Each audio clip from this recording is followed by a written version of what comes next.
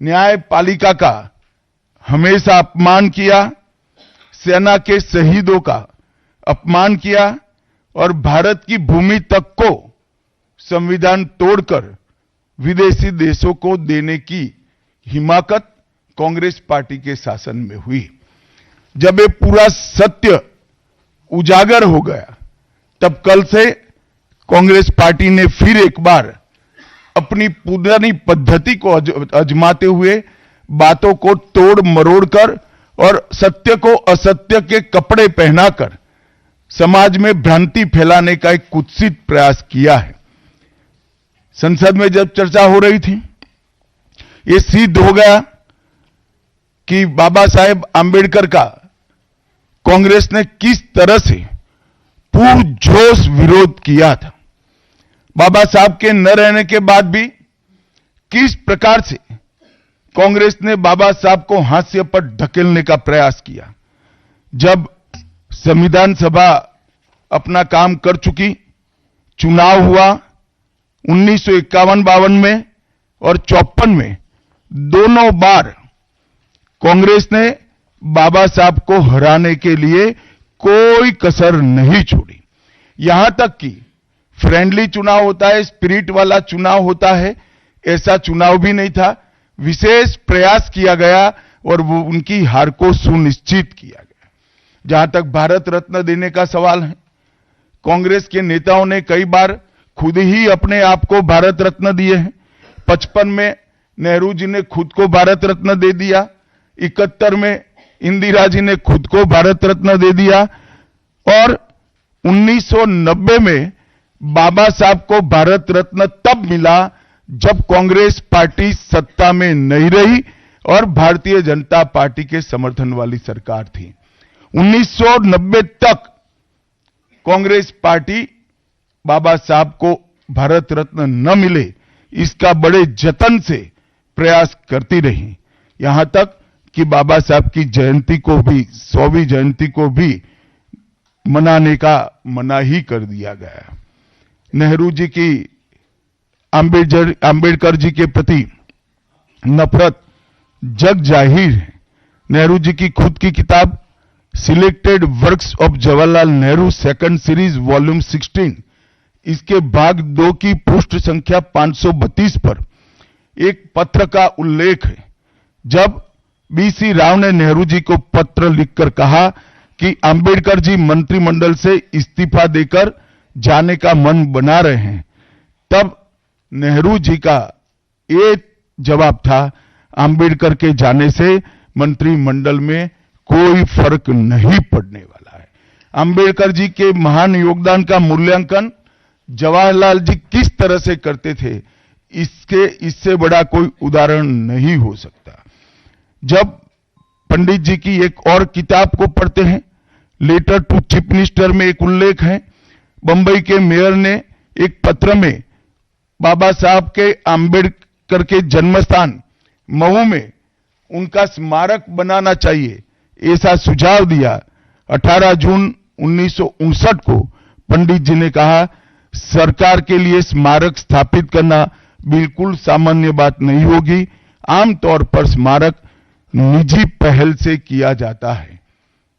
अपने परिवार के चाहे कोई भी सदस्य हो, नेहरू जी हो, इंदिरा जी हो, संजय गांधी हो, राजीव गांधी हो, कई सारे लोगों के लाखों स्मारक देश के अंदर बनाने वाले परिवार के मुखिया कहते हैं कि आमतौर पर निजी पहल पर स्मारक बनाया जाता है, क्योंकि ये स्मारक B.R. आंबेडकर जी का था।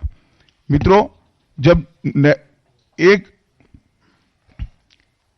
दूसरा उदाहरण मैं देना चाहता हूं, एक सर्वदलीय मंत्रिमंडल, पहली देश की कैबिनेट बनी जिसमें बाबा साहेब आंबेडकर भी सदस्य थे, नेहरू जी प्रधानमंत्री थे। नेहरू जी की किताब selected works of Jawaharlal Nehru में एक और उल्लेख आता है, नेहरू जी के आश्वासन के बावजूद आंबेडकर जी को कोई महत्वपूर्ण विभाग नहीं दिया गया और ये स्पष्ट इसके अंदर उल्लेख है कि सरकार की नीतियों, विशेषकर विदेश, रक्षा और अनुसूचित जाति और जनजाति से जुड़ी हुई नीतियां और 370 के खिलाफ आंबेडकर जी थे। जब एक और कांग्रेस पार्टी है, बाबा साहेब आंबेडकर का कोई स्मारक जब तक कांग्रेस सत्ता में रही बड़ा नहीं बना। जहां जहां विपक्ष की सरकारें आती गई, स्मारक बनते गए। भारतीय जनता पार्टी की सरकारों ने और नरेंद्र मोदी जी की सरकार ने बाबा साहब के जीवन के संबंधित पंच तीर्थ का विकास किया। मध्य प्रदेश में महू, लंदन में वो स्थान जहां बाबा साहब पढ़ते थे, नागपुर में दीक्षा भूमि, दिल्ली में महापरिनिर्वाण स्थान और महाराष्ट्र के मुंबई में स्थित चैत्य भूमि का विकास करने का काम भारतीय जनता पार्टी की सरकारों ने किया। 19 नवंबर 2015 को नरेंद्र मोदी जी ने आंबेडकर जी के सम्मान में 26 नवंबर को संविधान दिन घोषित किया। डॉक्टर आंबेडकर इंटरनेशनल सेंटर की स्थापना भी की। 2018 में प्रधानमंत्री नरेंद्र मोदी जी ने महापरिनिर्वाण स्थल पर डॉक्टर आंबेडकर स्मारक का उद्घाटन किया, जो लगभग 2 एकड़ में फैला है। मित्रों, मैं आज जब आप सबके सामने उपस्थित हुआ हूं, तब राज्यसभा में मेरे बयान को तोड़ मरोड़ कर पेश किया गया। मेरा मीडिया के सभी मित्रों से आग्रह है, कांग्रेस ने सार्वजनिक जीवन में ये जो पद्धति की है कि बयानों को तोड़ मरोड़ कर पेश करना, हो हल्ला मचाना और भ्रांति खड़ी करना। पहले उन्होंने नरेंद्र मोदी जी के भी एडिटेड बयानों को सार्वजनिक किया। चुनाव जब चल रहा था, मेरे बयान को एआई का उपयोग कर एडिट किया गया और पूरे देश में इसको प्रसारित करने का घृणित काम किया गया। और आज आंबेडकर जी के लिए मेरी बात को तोड़ मरोड़ कर वो पेश कर रहे हैं। मैं स्पष्टता के साथ कहना चाहता हूं, मीडिया को विनती भी करना चाहता हूं कि मेरा पूरा बयान जनता के सामने रखिए। मैं वो पार्टी से आता हूं जो पार्टी कभी आंबेडकर जी का अपमान नहीं कर सकती। पहले जनसंघ और फिर भारतीय जनता पार्टी ने हमेशा आंबेडकर जी के सिद्धांतों के आधार पर चलने का प्रयास किया है। जब जब भारतीय जनता पार्टी शासन में रही, आंबेडकर जी के सिद्धांतों का हमने प्रचार किया है, प्रसार किया है। आरक्षण को और मजबूत करने का काम भारतीय जनता पार्टी ने किया है। इन्होंने जिस प्रकार से आरक्षण को भी विरोध किया, वो भी हम सब जानते हैं। पिछड़ा वर्ग आयोग, काका साहेब कालेलकर आयोग 53 में बना, 55 में रिपोर्ट आई, आज तक वो रिपोर्ट को लागू नहीं किया गया। 31 दिसंबर 1980 को मंडल आयोग बना, मंडल आयोग की रिपोर्ट आई। 80 में इंदिरा जी ने मंडल आयोग को ठंडे बस्ते में डाल दिया। 90 में जब गैर कांग्रेसी सरकार आई, तब मंडल आयोग की रिपोर्ट लागू हुई। उस वक्त राजीव गांधी विपक्ष के नेता थे और जब मंडल आयोग की रिपोर्ट लागू हुई, प्रस्ताव संसद में आया, राजीव जी ने अपने जीवन का सबसे लंबा भाषण ओबीसी के आरक्षण का विरोध करने के लिए किया। आज मैं फिर से एक बार आग्रह के साथ मीडिया को बताना चाहता हूं, सच्चाई को जनता तक पहुंचाना चाहिए। मेरी पूरी बात बहुत स्पष्टता के साथ, कोई कंफ्यूजन के बगैर राज्यसभा के रिकॉर्ड पर है। आज भारतीय जनता पार्टी के सैकड़ों कार्यकर्ताओं ने ट्वीट कर भी इस सत्य को लोगों के बीच में पहुंचाया है।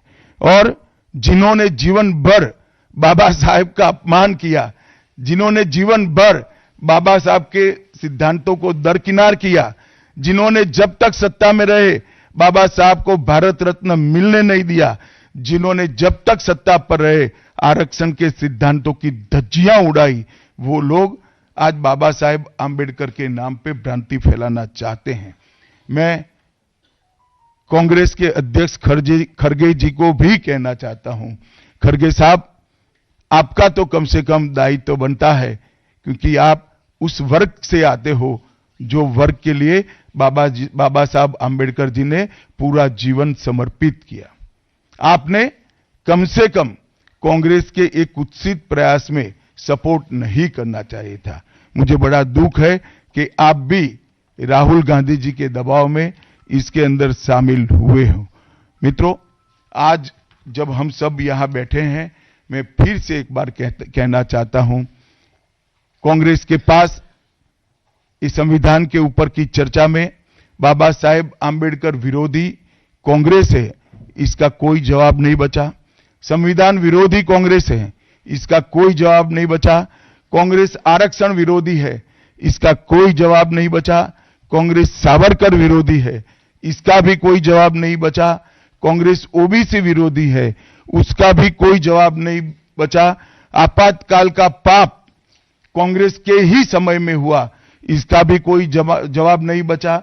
नारी सम्मान का विरोध भी कांग्रेस ने ही किया, वो प्रस्तापित हो गया। न्यायपालिका का अपमान ही कांग्रेस ने ही किया, वो भी प्रस्तापित हो गया। भारत की भूमि को भी संविधान को दरकिनार कर विदेश को सौंपने का पाप भी कांग्रेस ने ही किया, ये भी प्रस्तापित हो गया। तब फिर से एक बार चिर परिचित अपनी पुरानी नीति पर कांग्रेस आई है और उन्होंने मेरे बयान को तोड़ मरोड़ कर आधा ही दिखाकर जनता के सामने रखना और भ्रांति फैलाने का प्रयास किया है। कृपया मेरा पूरा बयान आप सभी लोग जनता तक पहुंचाइए, तो दूध का दूध और पानी का पानी हो जाएगा।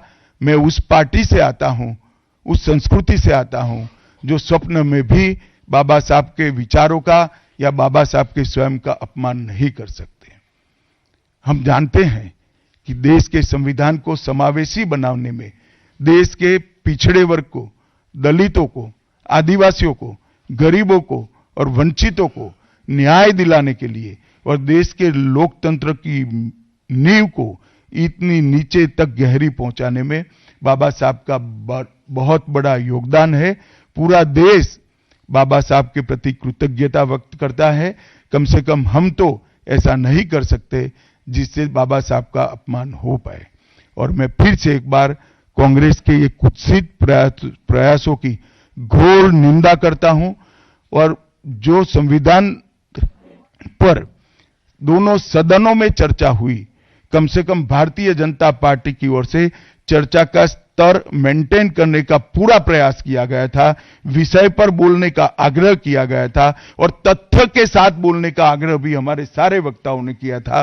वो सारे प्रयास पर कांग्रेस ने पानी फिरा है और मैं मानता हूं कि देश की जनता इसके इस प्रयास को भी जानती है, उनकी मानसिकता को भी जानती है और उनकी कार्य संस्कृति को भी जानती है।